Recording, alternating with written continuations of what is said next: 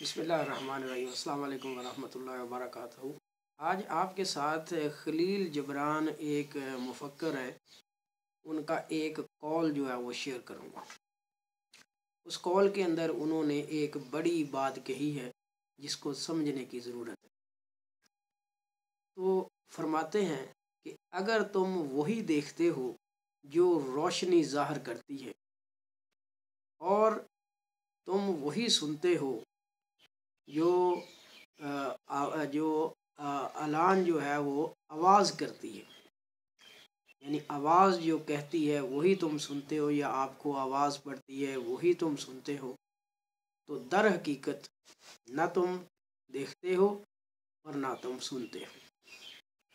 दो चीज़ें उन्होंने अपने इस कॉल के अंदर जो है वो ज़िक्र फरमाई है।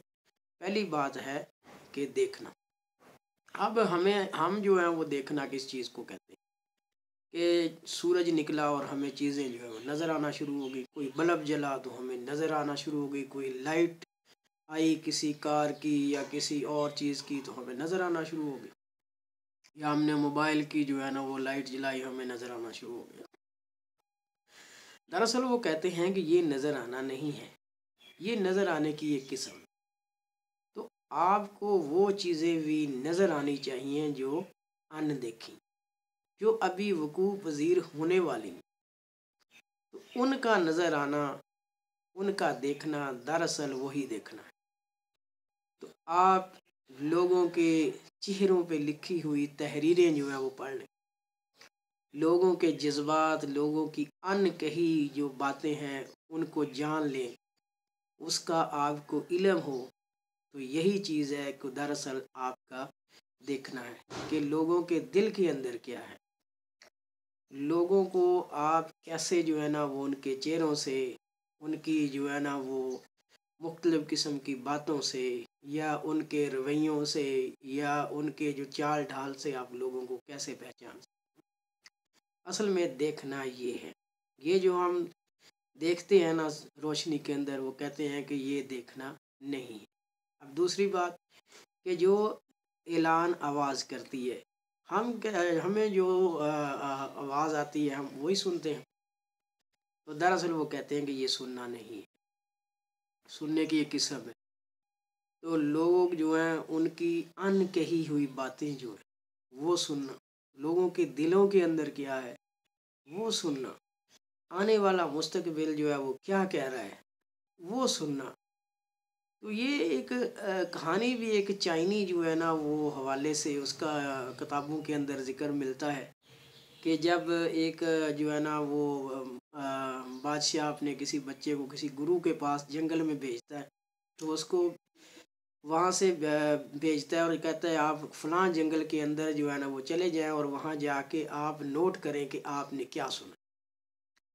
तो फिर वो कहता है मैंने परिंदों की आवाज़ें सुनी है। तो कहता है नहीं नहीं, अभी नहीं, तुम्हें ये घास जो है इसके खिलने की आवाज़, ये जो रोशनी जब फैलती है इसकी आवाज़, तो वो जो अनसुनी हुई चीज़ें हैं उनको सुनना जो है वो दरअसल सुनना है। तो इसी कॉल के अंदर उन्होंने ये जो बातें कही हैं इस पे हमें थोड़ा गौर व फिक्र करना चाहिए। हम ज़ाहिरी तौर पे जो हमें आवाज़ देता है वो सुन लेते हैं, लेकिन जो चेहरों पे लिखी हुई चीज़ें होती हैं, जो मुंहों पे झलक रही होती हैं, जो आँखों के अंदर जज्बात होते हैं, उनको हम नहीं पढ़ते। हर लहजे की अपनी ज़ुबान होती है, आंसुओं की अपनी ज़ुबान होती है। आंसू दो किस्म के होते हैं, खुशी के भी होते हैं, गमी के भी होते हैं।